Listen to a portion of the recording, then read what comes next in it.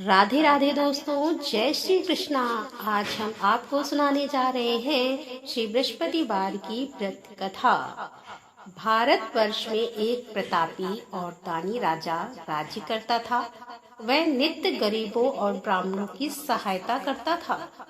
यह बात इसकी रानी को अच्छी नहीं लगती थी। वह ना ही गरीबों को दान देती और ना ही भगवान का पूजन करती थी, और राजा को भी दान देने से मना किया करती थी। एक दिन राजा शिकार खेलने वन को गए हुए थे, तो रानी महल में अकेली थी। उसी समय बृहस्पति देव साधु के वेश में राजा के महल में भिक्षा के लिए गए और भिक्षा मांगी। रानी ने भिक्षा देने से इनकार कर दिया और कहा कि हे साधु महाराज, मैं तो दान पुण्य से तंग आ गई हूँ। मेरा पति सारा धन लुटाते रहते हैं। मेरी इच्छा है कि हमारा धन नष्ट हो जाए, फिर ना रहेगा बांस और ना बजेगी बांसुरी। साधु ने कहा कि देवी, तुम तो बड़ी विचित्र हो। धन संतान तो सभी चाहते हैं, पुत्र और लक्ष्मी तो पापी के घर में भी होने चाहिए। यदि तुम्हारे पास अधिक धन है तो भूखों को भोजन दो, प्यासों के लिए प्याऊ बनवाओ और मुसाफिरों के लिए धर्मशालाएं खुलवाओ। जो निर्धन अपनी कुंवारी कन्याओं का विवाह नहीं कर सकते, उनका विवाह करा दो। ऐसे और कई काम हैं जिनके करने से तुम्हारा यश लोक परलोक में फैलेगा। परंतु रानी पर उपदेश का कोई प्रभाव न पड़ा। वह बोली कि महाराज, आप मुझे कुछ न समझाएं। मैं ऐसा धन नहीं चाहती जो हर जगह बांटती फिरूं। साधु ने उत्तर दिया, यदि तुम्हारी ऐसी इच्छा है तो तथास्तु। तुम ऐसा करना कि बृहस्पतिवार को घर लीपकर पीली मिट्टी से अपना सर धोकर स्नान करना, भट्टी चढ़ाकर कपड़े धोना। ऐसा करने से आपका सारा धन नष्ट हो जाएगा। इतना कहकर वह साधु महाराज वहां से आलोप हो गए, यानी कि अंतर ध्यान हो गए। साधु के अनुसार कई बातों को पूरा करते हुए रानी को केवल 3 बृहस्पतिवार ही बीते थे कि उसकी समस्त धन संपत्ति नष्ट हो गई। भोजन के लिए राजा का परिवार तरसने लगा। एक दिन राजा ने रानी से बोला कि हे रानी, तुम यहीं रहो, मैं दूसरे देश को जाता हूँ, क्योंकि यहाँ पर सभी लोग मुझे जानते हैं, इसलिए मैं कोई छोटा कार्य नहीं कर सकता। ऐसा कहकर राजा परदेश चला गया। वहाँ पर वह जंगल से लकड़ी काट कर लाता और शहर में बेचता। इस तरह वह अपना जीवन व्यतीत करने लगा। इधर राजा के परदेश जाते ही रानी और दासी दुखी रहने लगे। एक बार जब रानी और दासी को 7 दिन तक बिना भोजन के रहना पड़ा, तो रानी ने अपनी दासी से कहा कि हे दासी, पास ही के नगर में मेरी बहन रहती है, वह बड़ी धनवान है। तू उसके पास जा और कुछ ले आ, ताकि थोड़ी बहुत गुजर बसर हो जाए। दासी रानी की बहन के पास गई। उस दिन गुरुवार का दिन था और रानी की बहन उस समय बृहस्पतिवार व्रत की कथा सुन रही थी। दासी ने रानी की बहन को अपनी रानी का संदेश दिया, लेकिन रानी की बड़ी बहन ने कोई उत्तर नहीं दिया। जब दासी को रानी की बहन से कोई उत्तर नहीं मिला तो वह बहुत दुखी हुई और उसे क्रोध भी आया। दासी ने वापस आकर रानी को सारी बात बता दी। ये बात सुनकर रानी ने अपने भाग्य को कोसा। उधर रानी की बहन ने सोचा कि मेरी बहन की दासी आई थी, परंतु मैं उससे नहीं बोली, इससे वह बहुत ही दुखी हुई होगी। कथा सुनकर और पूजन समाप्त करके वह अपनी बहन के घर आई और कहने लगी कि हे बहन, मैं बृहस्पतिवार का व्रत कर रही थी। तुम्हारी दासी मेरे घर आई थी, परंतु जब तक कथा होती है तब तक ना उठते हैं और ना ही बोलते हैं, इसीलिए मैं नहीं बोली। कहो दासी क्यों गई थी? रानी बोली, बहन, तुमसे क्या छिपाऊं, हमारे घर में खाने तक को अनाज नहीं था। ऐसा कहते कहते रानी की आंखें भर आईं। उसने दासी समेत पिछले 7 दिनों से भूखे रहने तक की बात अपनी बहन को विस्तार पूर्वक सुना दी। रानी की बहन बोली, देखो बहन, भगवान बृहस्पति देव सबकी मनोकामनाओं को पूर्ण करते हैं। देखो, शायद तुम्हारे घर में अनाज रखा हो। पहले तो रानी को विश्वास नहीं हुआ, पर बहन के आग्रह करने पर उसने अपनी दासी को अंदर भेजा तो उसे सचमुच अनाज से भरा एक घड़ा मिल गया। यह देखकर दासी को बड़ी हैरानी हुई। दासी रानी से कहने लगी कि हे रानी, जब हमको भोजन नहीं मिलता था, हम व्रत ही तो करते थे, इसीलिए क्यों ना इससे व्रत और कथा की विधि पूछ ली जाए, ताकि हम भी व्रत कर सके। तब रानी ने अपनी बहन से बृहस्पतिवार व्रत के बारे में पूछा। उसकी बहन ने बताया कि बृहस्पतिवार के व्रत में चने की दाल और मुनक्का से विष्णु भगवान का केले की जड़ में पूजन करें तथा दीपक जलाएं। व्रत कथा सुने और पीला भोजन ही करें, इससे बृहस्पति देव प्रसन्न होते हैं। व्रत और पूजन विधि बताकर रानी की बहन अपने घर को लौट गई। 7 दिन के बाद जब गुरुवार आया तो रानी और दासी ने व्रत रखा। घुड़साल में जाकर चना और गुड़ लेकर आई। फिर उसने केले की जड़ तथा विष्णु भगवान का पूजन किया। अब पीला भोजन कहाँ से आए, इस बात को लेकर दोनों बहुत दुखी थी। चूँकि उन्होंने व्रत रखा था, इसीलिए बृहस्पति देव उनसे प्रसन्न थे। इसीलिए वे एक साधारण व्यक्ति का रूप धारण कर 2 थालों में सुंदर पीला भोजन दासी को दे गए। भोजन पाकर दासी प्रसन्न हुई और फिर रानी के साथ मिलकर भोजन ग्रहण किया। उसके बाद वे सभी गुरुवार को व्रत और पूजन करने लगी। बृहस्पति भगवान की कृपा से उनके पास फिर से धन संपत्ति आ गई, परंतु रानी फिर से पहले की तरह आलस्य करने लगी। तब दासी बोली, देखो रानी, तुम पहले भी इसी प्रकार आलस्य करती थी। तुम्हें धन रखने में कष्ट होता था, इस कारण सभी धन नष्ट हो गया, और जब भगवान बृहस्पति की कृपा से धन मिला है तो तुम्हें फिर से आलस्य होता है। रानी को समझाते हुए दासी कहती है कि बड़ी मुसीबतों के बाद हमने यह धन पाया है, इसीलिए हमें दान पुण्य करना चाहिए, भूखे मनुष्यों को भोजन कराना चाहिए और धन को शुभ कार्यों में खर्च करना चाहिए, जिससे तुम्हारे कुल का यश बढ़ेगा, स्वर्ग की प्राप्ति होगी और पितृ प्रसन्न होंगे। दासी की बात मानकर रानी अपना धन शुभ कार्यों में खर्च करने लगी, जिससे पूरे नगर में उसका यश फैलने लगा। बृहस्पतिवार व्रत कथा के बाद श्रद्धा के साथ आरती की जानी चाहिए और इसके बाद प्रसाद बांटकर उसे ग्रहण करना चाहिए। एक दिन राजा दुखी होकर जंगल में एक पेड़ के नीचे आसन जमाकर बैठ गया। वह अपनी दशा को याद करके व्याकुल होने लगा। बृहस्पतिवार का दिन था। एकाएक उसने देखा कि निर्जन वन में एक साधु प्रकट हुए। वह साधु वेश में स्वयं बृहस्पति देव देवता थे। लकड़हारे के सामने आकर बोले कि हे लकड़हारे, इस सुनसान जंगल में तू चिंता मग्न क्यों बैठा है? लकड़हारे ने दोनों हाथ जोड़कर प्रणाम किया और उत्तर दिया कि महात्मा जी, आप तो सब कुछ जानते हैं, मैं क्या कहूँ। यह कहकर रोने लगा और साधु को अपनी आत्म कथा सुनाई। महात्मा जी ने कहा कि तुम्हारी स्त्री ने बृहस्पति के दिन बृहस्पति भगवान का निरादर किया है, जिसके कारण रुष्ट होकर उन्होंने तुम्हारी यह दशा कर दी है। अब तुम चिंता को दूर करके मेरे कहने पर चलो तो तुम्हारे सब कष्ट दूर हो जाएंगे और भगवान पहले से भी अधिक संपत्ति देंगे। तुम बृहस्पति देव के दिन कथा किया करो। 2 पैसे के चने मुनक्का लाकर उसका प्रसाद बनाओ और शुद्ध जल से लोटे में शक्कर मिलाकर अमृत तैयार करो। कथा के पश्चात अपने सारे परिवार और सुनने वाले प्रेमियों में अमृत व प्रसाद बांटकर आप भी ग्रहण करो। ऐसा करने से भगवान तुम्हारी सभी मनोकामनाएं पूरी करेंगे। साधु के ऐसे वचन सुनकर लकड़हारा बोला कि हे प्रभु, मुझे लकड़ी बेचकर इतना पैसा नहीं मिलता जिससे भोजन के उपरांत कुछ बचा सकूं।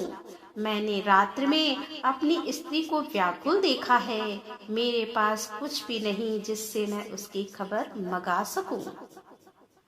तब साधु ने कहा कि हे लकड़हारे, तुम किसी बात की चिंता मत करो। बृहस्पति के दिन तुम रोजाना की तरह लकड़ियां लेकर शहर को जाओ और तुमको रोज से दुगना धन प्राप्त होगा, जिससे तुम भली भांति भोजन कर लोगे तथा बृहस्पति देव की पूजा का सामान भी आ जाएगा। इतना कहकर साधु अंतर्ध्यान हो गए। धीरे धीरे समय व्यतीत होने पर फिर वही बृहस्पतिवार का दिन आया। लकड़हारा जंगल से लकड़ी काटकर किसी शहर में बेचने गया। उसे उस दिन और दिन से अधिक पैसा मिला। राजा ने चना गुड़ आदि लाकर गुरुवार का व्रत किया। उस दिन से उसके सभी कलेश दूर हुए। परंतु जब दोबारा गुरुवार का दिन आया तो बृहस्पतिवार का व्रत करना भूल गया। इस कारण बृहस्पति भगवान नाराज हो गए। उस दिन उस नगर के राजा ने विशाल यज्ञ का आयोजन किया था शहर में यह घोषणा करा दी थी कि कोई भी मनुष्य अपने घर में भोजन ना बनावे, ना आग जलाए। समस्त जनता मेरे यहाँ भोजन करने आए। इस आज्ञा को जो ना मानेगा उसे फांसी की सजा दी जाएगी। इस तरह की घोषणा संपूर्ण नगर में करवा दी गई। राजा की आज्ञा के अनुसार शहर के सभी लोग भोजन करने गए, लेकिन लकड़हारा कुछ देर से पहुंचा। इसीलिए राजा उसको अपने साथ घर ले गए और ले जाकर भोजन करा रहे थे तो रानी की दृष्टि उस खूंटी पर पड़ी जिस पर उसका हार लटका हुआ था। वह वहां पर दिखाई नहीं दिया। रानी ने निश्चय किया कि मेरा हार इस मनुष्य ने चुरा लिया है। उसी समय सिपाहियों को बुलाकर उसको कारागार में डलवा दिया। जब लकड़हारा कारागार में पड़ गया और बहुत दुखी होकर विचार करने लगा कि ना जाने कौन से पूर्व जन्म के कर्म से मुझे यह दुख प्राप्त हुआ है, और उसी साधु को याद करने लगा जो उसे जंगल में मिला था। उसी समय तत्काल बृहस्पति देव साधु के रूप में प्रकट हुए और उसकी दशा को देखकर कहने लगे कि अरे मूर्ख, तूने बृहस्पति देव की कथा नहीं करी, इस कारण तुझे दुख प्राप्त हुआ है। अब चिंता मत कर, बृहस्पतिवार के दिन कारागार के दरवाजे पर 4 पैसे पड़े मिलेंगे। उनसे तू बृहस्पति देव की पूजा करना, तेरे सभी कष्ट दूर हो जाएंगे। बृहस्पति के दिन उसे 4 पैसे मिले। लकड़हारे ने कथा कही। उस रात बृहस्पति देव ने उस नगर के राजा को स्वप्न में कहा कि हे राजा, तुमने जिस आदमी को कारागार में बंद कर दिया है वह निर्दोष है, वह राजा है, उसे छोड़ देना। रानी का हार उसी खूंटी पर लटका है। अगर तू ऐसा नहीं करेगा तो मैं तेरे राज्य को नष्ट कर दूंगा। इस तरह रात्रि के स्वप्न को देखकर राजा प्रातः काल उठा और खूंटी पर हार देकर लकड़हारे को बुलाकर क्षमा मांगी तथा लकड़हारे को योग्य सुंदर वस्त्र आभूषण देकर विदा कर दिया। बृहस्पति देव की आज्ञा के अनुसार लकड़हारे अपने नगर को चल दिया। राजा जब अपने नगर के निकट पहुंचा तो उसे बड़ा ही आश्चर्य हुआ। नगर में पहले से अधिक बाग, तालाब, कुएं तथा बहुत सी धर्मशालाएं, मंदिर आदि बन गए थे। राजा ने पूछा कि यह किसके बाग और धर्मशालाएं हैं। तब नगर के सब लोग कहने लगे यह सब रानी और बांदी के हैं। तो राजा को आश्चर्य हुआ और गुस्सा भी आया। जब रानी ने यह खबर सुनी कि राजा आ रहे हैं तो उन्होंने दासी से कहा कि हे दासी, देख राजा हमको कितनी बुरी हालत में छोड़ गए थे। हमारी ऐसी हालत देखकर वह लौट ना जाएं। इसीलिए तू दरवाजे पर खड़ी हो जा। और आज्ञा के अनुसार दासी दरवाजे पर खड़ी हो गई। राजा आए तो उन्हें अपने साथ लिवा लाई। तब राजा ने क्रोध करके अपनी रानी से पूछा कि यह धन तुम्हें कैसे प्राप्त हुआ है। तब उन्होंने कहा कि हमें यह सब धन बृहस्पति देव के इस व्रत के प्रभाव से प्राप्त हुआ है। राजा ने निश्चय किया कि 7 रोज बाद तो सभी बृहस्पति देव का पूजन करते हैं, परंतु मैं प्रतिदिन दिन में 3 बार कहानी तथा रोज व्रत किया करूंगा। अब हर समय राजा के दुपट्टे में चने की दाल बंधी रहती तथा दिन में 3 बार कहानी कहता। एक रोज राजा ने विचार किया कि चलो अपनी बहन के यहाँ हो आए।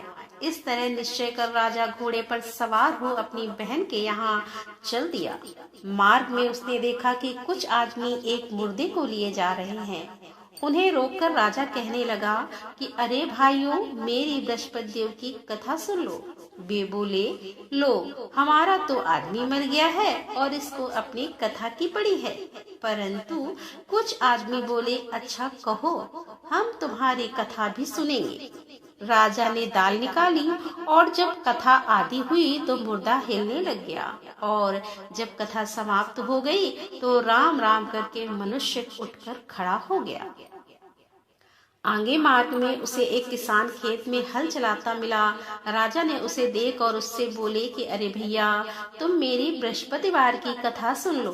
किसान बोला, जब तक मैं तेरी कथा सुनूंगा तब तक 4 हरया जोत लूंगा। जा अपनी कथा किसी और को सुनाना। इस तरह राजा आगे चलने लगा। राजा के हटते ही बैल पछाड़ खाकर गिर गए तथा किसान के पेट में बड़ी जोर का दर्द होने लगा। उस समय उसकी माँ रोटी लेकर आई। उसने जब ये देखा तो अपने पुत्र से सब हाल पूछा और बेटे ने सभी हाल कह दिया। तो बुढ़िया दौड़ी दौड़ी उस घुड़सवार के पास गई और उससे बोली कि मैं तेरी कथा सुनूंगी, तू अपनी कथा मेरे खेत पर चलकर ही कहना। राजा ने बुढ़िया के खेत पे जाकर कथा कही, जिसके सुनते ही वह बैल उठकर खड़े हुए तथा किसान के पेट का दर्द भी बंद हो गया। राजा अपनी बहन के घर पहुंचा। बहन ने भाई की खूब मेहमानी की। दूसरे रोज प्रातः काल राजा जगा तो वह देखने लगा कि सब लोग भोजन कर रहे हैं। राजा ने अपनी बहन से कहा कि ऐसा मनुष्य है जिसने भोजन नहीं किया हो, मेरी बृहस्पतिवार की कथा सुन ले। बहन बोली कि भैया, ये देश ऐसा ही है कि पहले यहाँ लोग भोजन करते हैं और बाद में अन्य काम करते हैं। अगर कोई पड़ोस में हो तो देखाऊं। वह ऐसा कहकर देखने चली गई, परंतु उसे कोई ऐसा व्यक्ति नहीं मिला जिसने भोजन ना किया हो। अतः वह एक कुम्हार के घर गई जिसका लड़का बीमार था। उसे मालूम हुआ कि उनके यहाँ 3 रोज से किसी ने भोजन नहीं किया है। रानी ने अपनी भाई की कथा सुनने के लिए कुम्हार से कहा। वह तैयार हो गया। राजा ने जाकर बृहस्पतिवार की कथा कही, जिसको सुनकर उसका लड़का ठीक हो गया। अब तो राजा की प्रशंसा होने लगी। एक रोज राजा ने अपनी बहन से कहा कि हे बहन, हम अपने घर को जाएंगे और तुम भी तैयार हो जाओ। राजा की बहन ने अपनी सास से कहा। सास ने कहा, हाँ चली जा, परंतु अपने लड़कों को मत ले जाना, क्योंकि तेरे भाई के तो कोई औलाद नहीं है। बहन ने अपने भैया से कहा कि हे भैया, मैं तो चलूंगी पर कोई बालक नहीं जाएगा। राजा बोला, जब कोई बालक नहीं चलेगा तब तुम ही क्या करोगी। बड़े दुखी मन से राजा अपने नगर को लौट आया। राजा ने अपनी रानी से कहा कि हम निर्वंशी हैं, हमारा मुंह देखने का धर्म नहीं है और कुछ भोजन आदि नहीं किया। रानी बोली कि हे प्रभु, बृहस्पति देव ने हमें सब कुछ दिया है, वह हमें औलाद अवश्य देंगे।